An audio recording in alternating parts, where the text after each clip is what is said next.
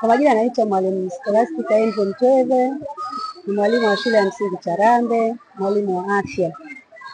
Awali ya yote, kwanza nawashukuru kwa ajili ya kuja kutoa elimu ya afya kuhusiana na watoto wa kike. Kwa hiyo kama shule, kwa niaba ya uongozi wa shule tunawashukuru kwa sababu elimu iliyotolewa kwa watoto wetu wa kike inawasaidia katika maisha yao ya kila siku. Yamkini wanakuwa wanashindwa kujitambua nini wanafanya, lakini kutokana na elimu iliyotolewa leo itawasaidia kuweza kupata elimu, lakini pia kujistiri kwa hali ambazo tutakuwa tunawatokea katika mazingira tofauti tofauti. Lakini pia tunaomba elimu hii iliyotolewa kwa watoto wa kike, lakini pia inaweza kuwasaidia watoto wa kiume ambao tunawachukua kama mfano watano, imewasaidia kwa sababu wakati mwingine watoto wa kiume huwa wanawatenga watoto wa kike. Wanapoona hali fulani imejitokeza kwa watoto wa kike, wanaanza kuwacheka na kuwadharau. Lakini sasa kwa elimu iliyotolewa leo, hata watoto wa kiume pia, kwa sababu wanaishi nao hapa shuleni, wameweza kutambua kwamba hiyo ni hali ya kawaida ya kibiolojia ambayo inamtokea mtoto wa kike. Kwa hiyo hata akiwa nao au hali hiyo kujitokeza, inakuwa kwao ni hali ya kawaida. Lakini pia mimi niwaombe hao ambao wamekuja kutoa hii elimu, tunaomba isiwe mwisho, waendelee kuja awamu nyingine ili elimu hii iendelee kutolewa vizazi na vizazi, kwa sababu inatusaidia hata sisi walimu wa afya shuleni pia. Elimu inayotolewa inaturahisishia hata sisi walimu wa afya kuwa zoezi jepesi. Kwa hiyo niwaombe pia wasikate tamaa. Changamoto nyingi tunaweza kukutana nazo, kwa mfano unakuta tuna changamoto za hizi pads. Tunajitahidi uongozi wa shule unajitahidi. Kuna fungu ambalo linakuwa limeandaliwa kwa ajili ya kutoa huduma ya kwanza kwa watoto wa kike.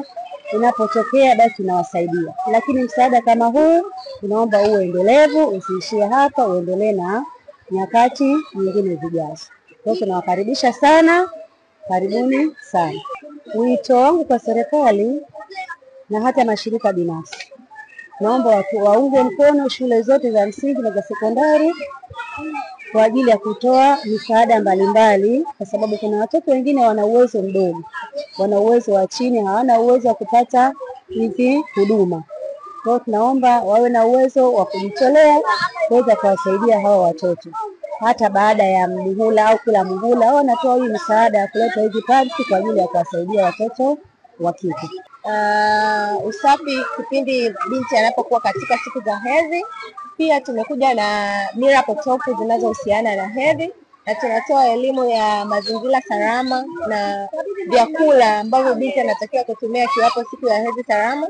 Na kingine pia tumelenga katika kuhusisha watoto wa kiume katika kupata hii elimu ya hedhi salama. Kwa nini tumeamua kujikita kuhusisha watoto wa kiume katika kupata elimu ya hedhi salama? Ni kwa sababu watoto wa kiume pia wanatakiwa kujua hii hali kutokana na mabadiliko au maendeleo ya kiteknolojia.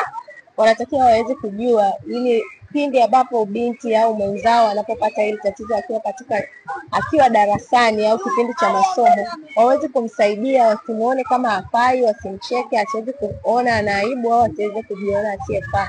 So tunawapa elimu pia watoto wa kiume waweze kutambua kuwa hedhi si aibu, bali hedhi ni kitu ambacho kipo na wanatakiwa kukijua, kwa maana baadaye pia wanatarajiwa kuwa baba ambaye anaweza kuwa na mabinti wa kike au kaka mwenye wadogo wa kike.